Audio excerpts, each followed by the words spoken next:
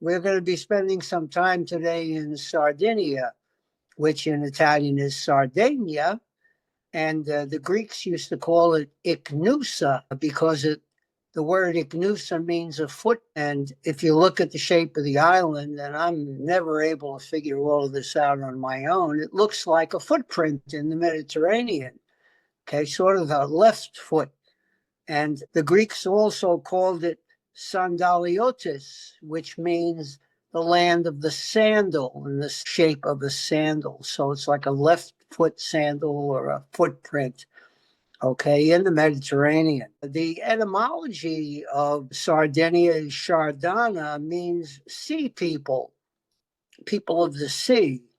And there was a mythical, almost legendary character associated with Sardinia called Sardus, Sardus Pater, or Sardu Pater. He was a descendant of Heracles, and he was a hunter and a warrior, as you might expect. The ushering in of the male-centered society in the second century, third century BC. So this goes way back. And Sardinia has been influenced by a lot of civilizations. There were the Phoenicians who set up a settlement in Carthage, which is in North Africa, not so far from Sicily, not so far from Italy. And there was a golden age of the Carthaginians there. Okay, and then there was a lot of influence by the Greeks and the Romans, and also tremendous amount of combat between Muslim forces and Christian forces. In fact, the flag of Sardinia shows four Moors, black-faced Moors, with bandanas around their forehead. Earlier, from what I understand, though I'm not a scholar of how these things evolve, it was a blindfold over their heads because these were the heads of four Moors who had been captured and decapitated. And that's the flag of Sardinia, very similar to the flag of Corsica, which has one such Moor, not four. And also on the flag of Sardinia, there's the Red Cross of St. George.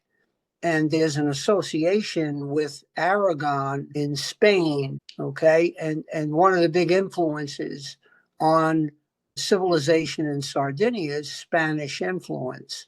So it's interesting to study the island. It was the last region of Italy. You know, Italy, as we've mentioned a million times, 20 regions. So the last region in Italy that I visited, and I've been back there 5, 10 times, and it's really a beautiful place, and you should try to get there. It's very easy to get to from Tuscany. I remember taking a flight from Pisa to Alghero in Sardinia for $10 was the price of the flight. And I also had to pay, I think, $10 for carrying a bag on board. But, you know, that was really nothing. Okay. And I should mention, going in before we get into the wines themselves, is that the government, the Sardinian government, is giving people 15,000 euro to settle in Sardinia. So there's been a movement on the part of some people from mainland Italy, some other areas to move into Sardinia.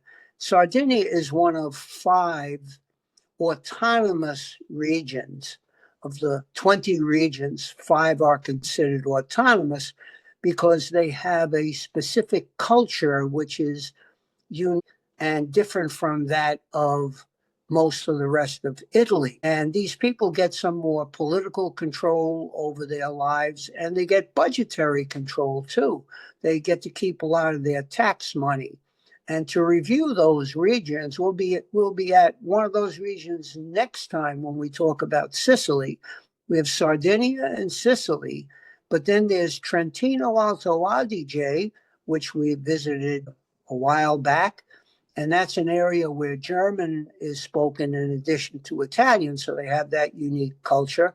And then Friuli Venezia Giulia in the northeast was very much in common with the Balkan Peninsula, with Slovenia, with what used to be Yugoslavia.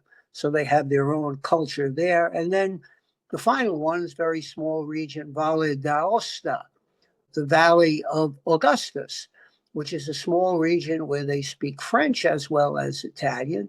And that's up in the northwest area, not far from Piedmont. It borders Piedmont. And Sardinia is really a beautiful region to visit. There are several different areas which we'll probably be forced to talk about today. One of them is the Costa Smeralda, which is a very chic modern area, the Emerald Coast. And that's on the East Coast. Many beautiful hotels and lodges and beachfront properties, things like that. Jet setters all go to Costa Smeralda for really good seafood and good Vermentino wine. Talk about Vermentino in a second. It's also, there's an archipelago of islands all around Sardinia, and one of them is Caprera. And Caprera is well known because the great patriarch Garibaldi, after his help in founding the country of Sicily, of Italy, after he was successful in helping to create Italy, he retired to Caprera. Okay, and this is where he spent his latter years. He bought a farm and he bought a larger property later on, and very well known. In fact, the House of Savoy, which was the royal house of Italy, was originally in possession of Sardinia. So there was an easy transition from Sardinia into Sicily. Cuisine of Sardinia is extremely interesting and quite unique. And you don't see much of the cuisine of Sardinia throughout the United States. You see a lot of Sicilian-based restaurants, Neapolitan-based restaurants, restaurants based on a cuisine of Emilia-Romagna, but I'm really not aware of too much with regard to the cuisine of Sardinia. I first learned about Sardinian cuisine in Milano, as Milano was a very good ending point for any visit to Italy because you were close to the airport that connected you back to the United States. Malpensa was just a short bus ride, train ride, taxi ride to the airport. The last time I checked, there were about 10 restaurants of Sardinian background in Milano, and that's how I got to become familiar with the unique cuisine. First thing you should know about the cuisine of Sardinia is that it's based on nutrients. It's very nutritious. Everything is very fresh and very good. You know, there are blue zones in Sardinia where people live to be over 100 years of age. And the cuisine is local and natural and very, very good. A lot of it organic, all the time very fresh. I remember going with a friend of mine, and we couldn't get over how much better the butter seemed to taste and some of the other ingredients because they were all organic and they were all fresh. In addition to great seafood, because Sardinia is an island, the meats of Sardinia are made almost like in a barbecue fashion. Okay, so there are largely lamb, goat, always poultry, not so much in the way of beef, but definitely worth trying the meat dishes as well. Some pasta dishes are pretty famous. One is called malo redus, which again is something you find only in Sardinia. It's a very much like gnocchi. It's a local pasta that's similar to gnocchi, and sometimes it's saffron flavored. There is saffron, although not a lot of it. There is saffron in Sardinia. They have crunchy disc bread. They have several different types of bread. One is called carousel. And so I went to a couple of parties in Sardinia, and they give you food and you put it on your crunchy bread and you eat off this bread, and then you break the bread into pieces and eat it and enjoy it with your wine afterwards. Okay, there's fregola pasta, and you'll be able to find this in the United States. Fregola is a very small pasta that they use in different stews, especially seafood stews.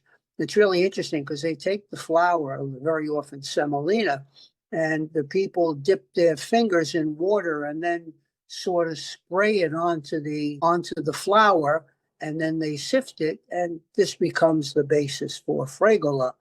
I guess what they're most famous for is botarga. Botarga is fish eggs.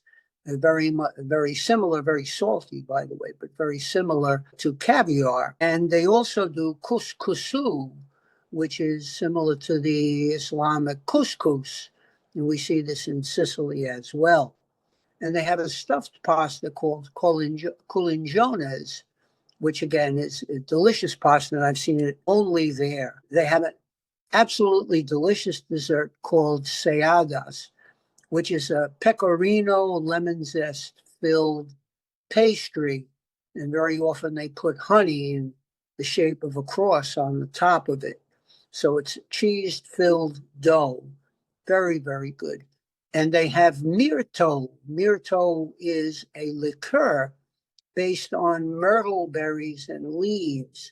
And it's bittersweet, and it's really a nice way to end a meal.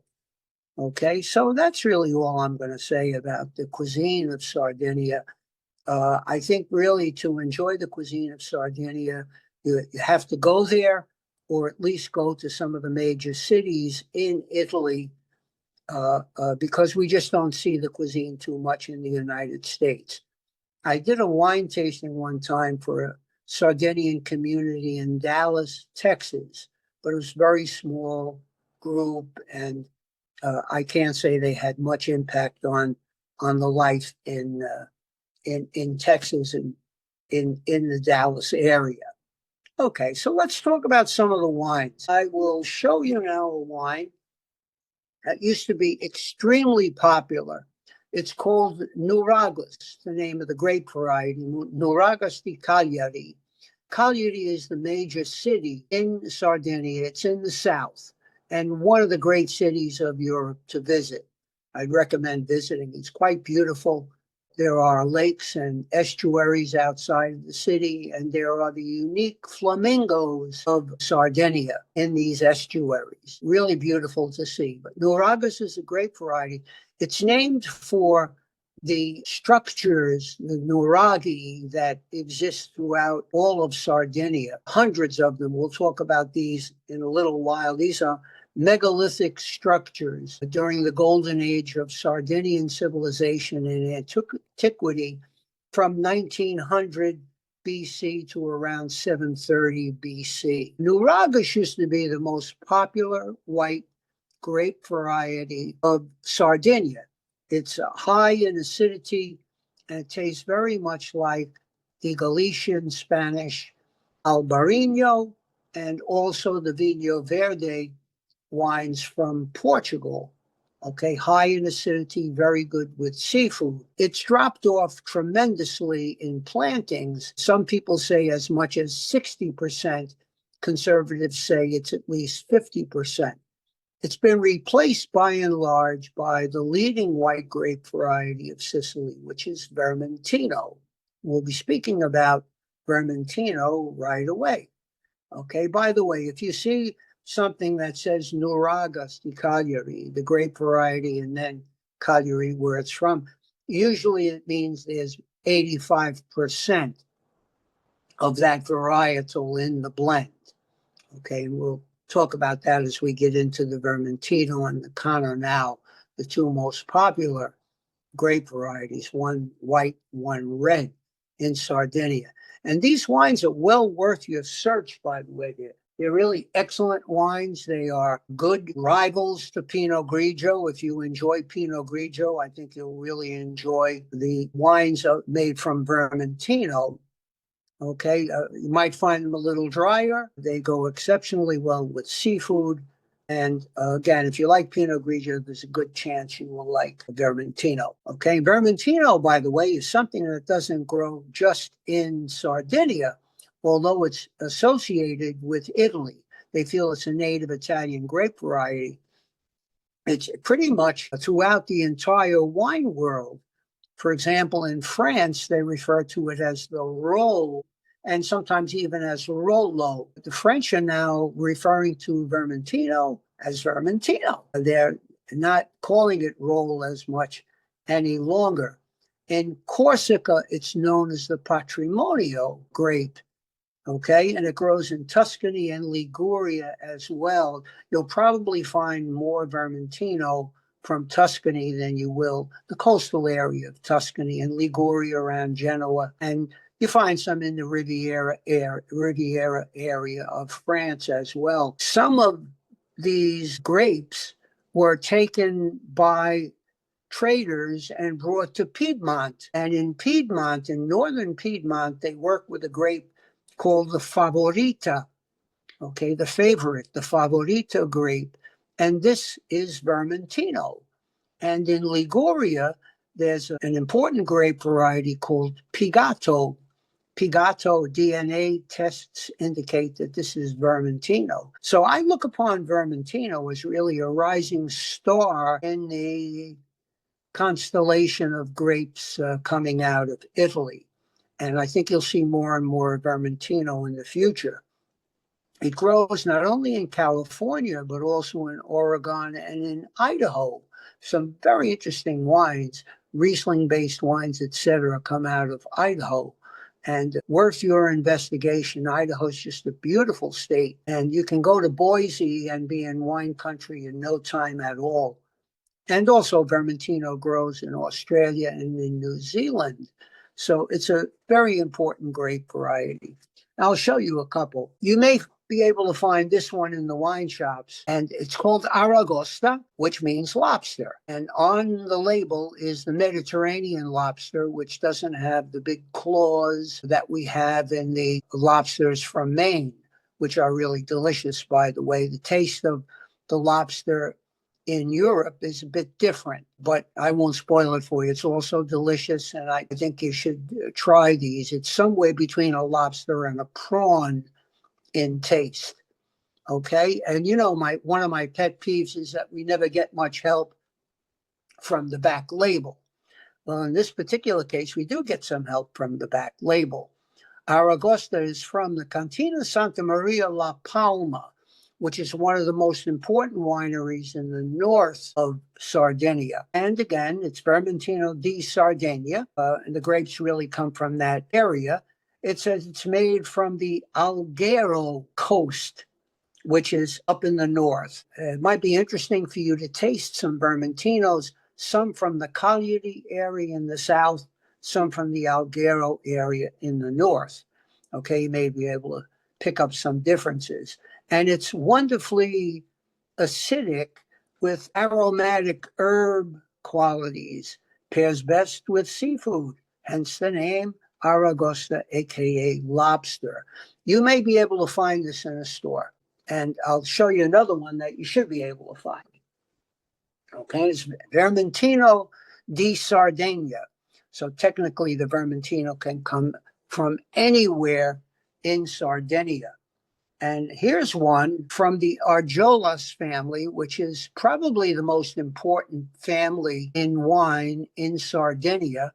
And I worked for Antonio Arjolas for many years, and he was one of my favorite people. I worked for him when I worked for Winebow, and then I left Winebow to start my own company. And every Christmas, he would send me some wine. I told him, Antonio, I don't work for your wines anymore. Thank you so much. But you know, maybe you can find somebody more deserving to have your wines. And he just felt that at a stage in his winery's development, when people didn't know what Arjolas wines were, that we at Winebow had done a really big job in promoting his wines. And he lived to be, I think, 104. I'm not quite sure. But, you know, there are blue zones in Sardinia, and we do have clusters of people who live to be quite old. Costa Molino is the name of the wine. Arjolas is the producer, and it's a Vermentino di Sardegna, cold fermented stainless steel, flinty and light and fresh, in Costa Molino being the vineyard area where it's from. And we even have a little help on the back label, not a whole lot. Good with seafood appetizers, with sea bass, with artichokes. Well, I don't know about that. I always found the artichokes to be an enemy of wine. Whatever wine you have with an artichoke is going to taste a little sweeter. Maybe in the case of the flinty Vermentino di Sardegna, maybe that's a blessing. I don't know. But at any rate, it's a soft textured wine that's good with ripe cheeses as well. And again, from the Arjolas family, to me, the first family of wine in Sardinia. Okay. I also brought a wine, Vermentino di Sardinia, called Conca di Selena, because I was able to find it out in the wine shops. And Conca is a seashell, and Selena is a Roman Silenus, who was a companion of Bacchus. So this is very nice. And again, not much help on the, yeah, we do have some help on the back label. Brilliant straw-colored yellow, fruity, fresh nose, dry palate, nice minerality. I should mention that most of the areas where Vermentino comes from are high in mineral content. So you get a flinty, dry wine. It talks about seafood, seafood salads, pasta, and fish served chilled. And this is from the Castiades Cantina, which is in the Cagliari area in the south. You probably wouldn't know that from looking at the label, but a very nice Vermentino. Although it will age for a couple of years, has good crisp acidity, I recommend that you buy them young and age them yourself. This is a 2023, which is still very good. Okay. I should have mentioned earlier that the Aragosta is a 2024. So got the first of the 2024 vintage. And Alghero, where it's from in the north, has connections to Catalonia, to the Barcelona area of Spain. So again, that's about that. And the last Vermentino I'm going to show you is we're going to go red next. All right, we're leaving the whites. There are other white grape varieties, by the way, but the most important ones are the Nuragus, and most important is the Vermentino. And this is from a producer that I was not familiar with. I'm looking forward to tasting it. It's called Limazzani, and it's a Vermentino di Gallura. And the reason I mention this is from the northern part of Sardinia, and it's a DOCG area. I believe it's the only DOCG wine of Sardinia, but I can be corrected on that.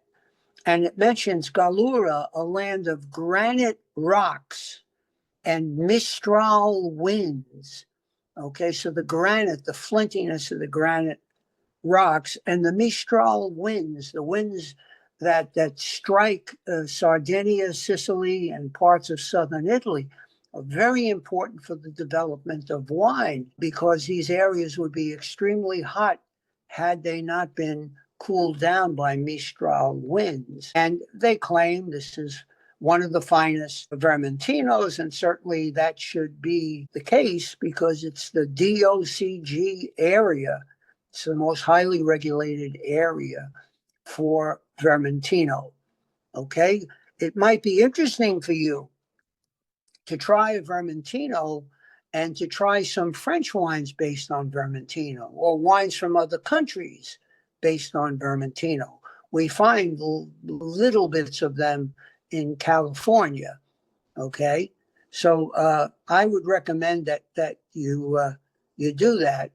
And I think Vermentino's a rising star, and I think you'll see more and more of Vermentino in the future. Okay, but as I like to say, and I guess we all like to say, the color of wine is red, so we always think of reds, not neglecting the whites, but I have a preference for reds. And the dominant red grape variety in Sardinia is the Canonau. And this is a Canonau di Sardegna. And it's from, I think you're going to see more and more of these smaller subzones, Capo Ferrato, which is a cape in the south and a good area for Canonau. Canonau is the Grenache or Garnacha, and it shows the influence of the Spanish again, who brought the Garnacha to Sardinia, and eventually it became an isolated grape variety. It's different from the Garnacha that you find in Spain and different from the Grenache that you find especially in southern France, because it's from a different growing area and it's taken on a different character in the course of the centuries that it's been planted there. And this is called the Cala dei Mori, which fits in with that Capo Ferrato, the Cape. Cala dei Mori means the Bay of the Moorish people. Okay, so these are vineyard areas that overlook a bay in southwestern Sardinia. And we even get a little help on the back label telling us that Sardinia is a beautiful island, and I've been telling you that. It's well worth your investigation. And this is a dry, full-bodied, fruity and spicy red wine, perfect accompaniment. I will throw in barbecue. This is a very good wine for barbecue. It mentions pork, lamb, and aged sheep cheeses. I don't know about that, but certainly it's a good barbecue wine. I'd recommend Canonau for your next barbecue. And I'll accept an invitation if you send it to me. I love barbecues and red wine. Okay. The Canonau grape is the largest planted in Sardinia. It accounts for 25% of all of the grape varieties planted in Sardinia. The wines are always fresh, floral, and moderate acidity. And they make rosés from Canonau in addition to red wines. Okay, and what you should know about Canonau is that this one is Pala. Pala's a very good winery. We'll speak about that in a second. It's Canonau, and it's labeled as a Reserva. A Reserva Canonau has to be held at the winery a minimum of 2 years. It must reach a degree of 13% alcohol. And of the 2 years of aging, at least 6 must be in the barrel, which can either be oak or chestnut. And we don't get any help on the back label. But you're reaching the point where you don't even need help anymore. You know pretty much what the Canonau is. You know what a Reserva is. Remember, Reserva indicates that the wine has been aged for a period of time. Brunello di Montalcino Reserva is aged 5 years. So not all Reservas are aged 2 years. It depends on the individual discipline. We'll be speaking about some of that as we go along. And this is from Sardinia, which again is in the southern part. Pala is located in the southern part of Sardinia. Okay. I mentioned Arjolas as being an important producer in Sardinia. If we had to pick 2 important producers, one would be Arjolas, I think, to me, number one. And the second would be Sella and Mosca. Okay, they make just about every product that you might expect to find in Sardinia. And this is their Canonau di Sardegna Reserva. This is from the 2020 vintage. You do get some vintage variation in Sardinia, not as much as you would get in Piedmont or some of the areas in northern Italy. Okay, and mentions a full-bodied wine made with the most representative Sardinian grape variety. Aged in oak casks, its color is brilliant and accompanies red wines and seasoned cheeses, and I throw in barbecue. Okay. People always say, you left this out. When you talked about Veneto, you left this wine out. Well, I have to tell you, I'm leaving a lot of wines out. Italy has literally thousands of brands and wines. And in the course of even 20 or so shows or lectures, you can maybe cover 100 of these wines, maybe a little over 100. But think about all that you leave out. Some of them, although we will leave them out, we should mention to you. For example, in Sardinia, there's a wine called Vernaccia di Oristano, Oristano being a community in the western part of Sardinia. And it's made from the Vernaccia grape, which just means the local grape. Has nothing to do with Vernaccia di San Gimignano, which is from Tuscany, was made with the local Vernaccia grape of Tuscany. Vernaccia di Oristano is made in the style of a sherry.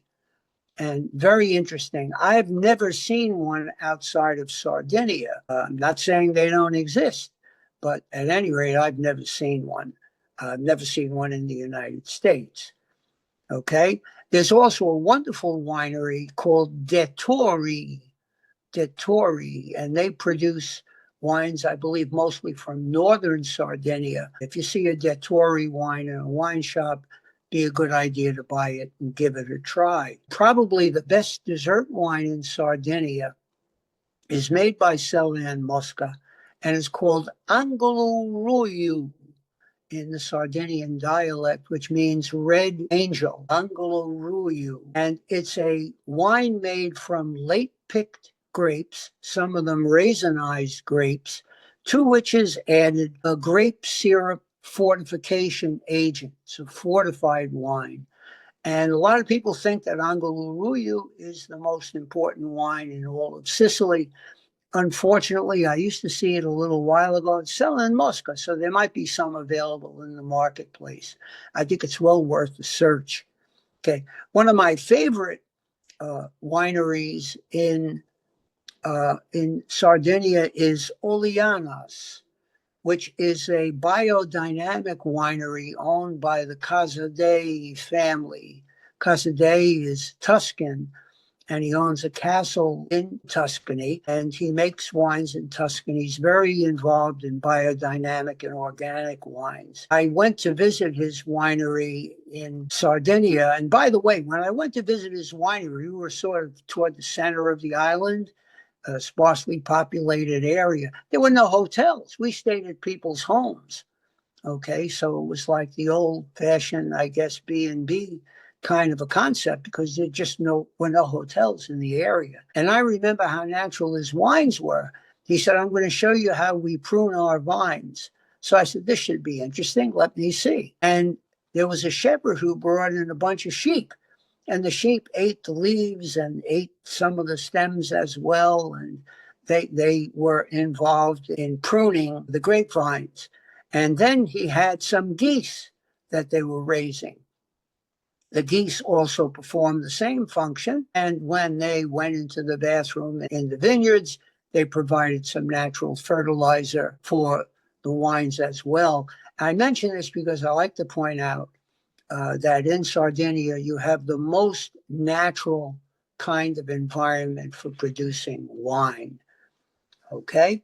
And we spoke about the Sella Mosca Riserva Canonal di Sardegna and a little bit about the Pala Canonal Riserva. Might be interesting to taste a couple of reservas, maybe one from the south and one from the north, or just from any place, or taste some of these Garnacha wines with the Garnachas, Canonal being a Garnacha, taste them with the wines, red wines of the Catalan area in Spain. See if you detect differences, which you will be able to do. Okay. Well, we're almost finished with our investigation of Sardinia, but we should speak about some of the blue chip wines. I'm very big on the blue chip wines of Sardinia and some of these alleged secondary areas because have you seen the prices of the great red wines, the most important red wines of Italy? You can find Barolos now, Barbaresco by Guy at $450, $500 a bottle, even more. And Brunello di Montalcino hitting triple figures as well. In some cases, from Biondi Santi and other people, $800, $900 a bottle. Well, in Sardinia, you can find the blue chip wines for under $100. And I think they're worth your investigation. I brought two to show you today. One of them is from my old friends, the Arjolas people, and it's from an IGT area, a little broader than a DOC area. Isola dei Nuraghi. Again, the Nuragas, these stone structures. The islands can come from anywhere in Sardinia. In this particular case, it comes from an estate owned by the Arjolas family. The principal grape variety in this is Bovale. It's an 85% Bovale. Speak about that in a second, okay? And the wine is called Corem. And Corem is so named because they found old Greek coins, ancient Greek coins called Corem in the vineyard area where the wine is made. And he puts a Greek coin on the label. And this is a wine that will develop in the bottle for 10 or 20 years, 2018. So it's almost 10 years old. I don't know if I'm going to develop for 10, 20 years. So I plan to open this pretty soon. 85% Bovale, 10% Carignano, which is an important grape variety, the Carignan, also southern France and Spain as a source of where it's from. 10% Carignano and 5% Canonau. And it's aged in small oak barrels. Okay. The grape variety, Bovale, is also sometimes called the Bovale Sardo, Sardinian Bovale grape.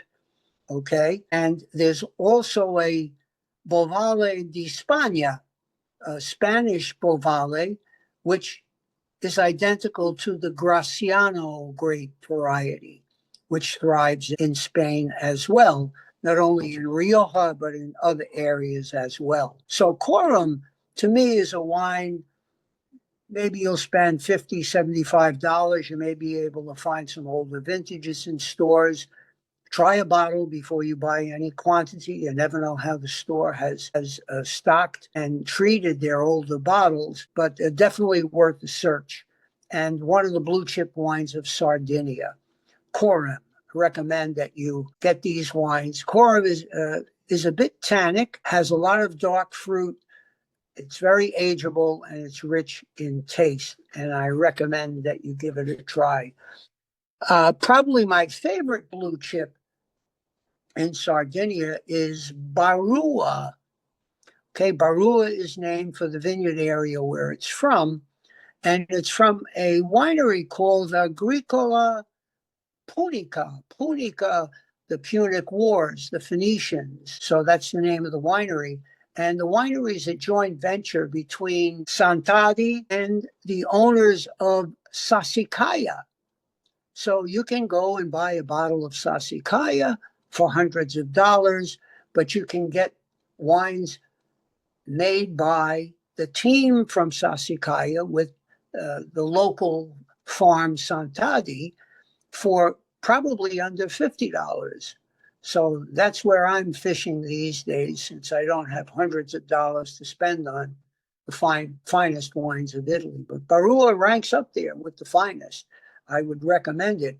It's largely Carignano, which is an important grape variety, but it does contain some Cabernet Sauvignon and some Merlot. And it's got the workmanship of the Sassicaia people. Much of the wine is aged in oak, 30% of which is new oak.